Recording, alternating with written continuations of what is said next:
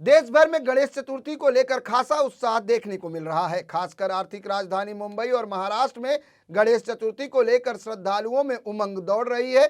मुंबई के प्रसिद्ध पंडालों से लेकर लोगों के घरों तक बप्पा विराजमान हो चुके हैं। वहीं फिल्मी सितारे भी बप्पा के स्वागत में पीछे नहीं है। मराठी फिल्म इंडस्ट्री की अभिनेत्री सोनाली कुलकर्णी ने भी अपने घर में बप्पा को विराजमान किया है।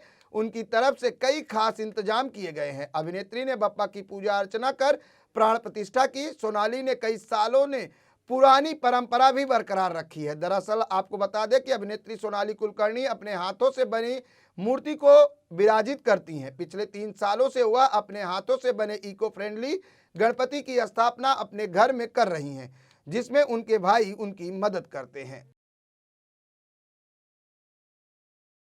सगळ्यात आधी सगळ्यांना गणेशोत्सवाच्या हार्दिक शुभेच्छा। गणपती बाप्पा मोरया आणि मंगलमूर्ती मोरया।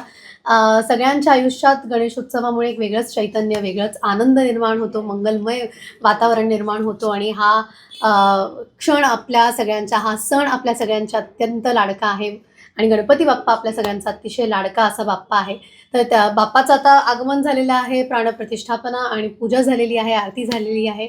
त्यामुळे खूप आनंद होतोय। नेहमीप्रमाणेच बाप्पाची पण वाट पाहत असतो आणि बाप्पा आल्या आल्या सगळ्यांच्या चेहऱ्यावरती जो आनंद असतो तो वर्षभर टिकून राहो आणि आपल्या सगळ्यांच्या आयुष्यात जेवढी विघ्न आहेत ती दूर होत। तुम्हा सगळ्यांना गणेशोत्सवाच्या हार्दिक शुभेच्छा एवढंच म्हणेन। बाप्पांकडे कुठलं विघ्न दूर व्हावं यासाठी मागणी करा। प्रत्येकाच्या आयुष्यात वेगवेगळी आव्हानं आहेत, विघ्न आहेत, पण एक सामाजिक विघ्न ज्यातनं आपण सगळे जातोय सध्या आणि प्रत्येकाला त्यातनं होणारा जो त्रास आहे, मानसिक त्रास तो जाणवतो आहे।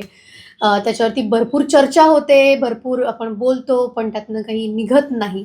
दरवेळेला अशी घटना घडते आणि मग सगळेच रस्त्यावर येतात किंवा सतत सोशल मीडियावर आपण पोस्ट करतो, पण परत चक्र ते फिरत राहतं त्याच पद्धतीने। त्यामुळे ते चक्र कुठेतरी तुटावं आणि त्यातनं काहीतरी मार्ग निघावा आणि आपल्या सगळ्यांना न्याय मिळो यासाठी असे मोर्चे किंवा आंदोलनं किंवा रस्त्यावर येऊन ती मागणी घालायची गरज पडू नये अशी मी बाप्पाचरणी प्रार्थना करते। महिलांना आपल्या या समाजात सुरक्षिततेप्रमाणे आणि स्वातंत्र्याने जगता यावं हीच बाप्पाचरणी यंदा मी मागणी किंवा साकडं घालते।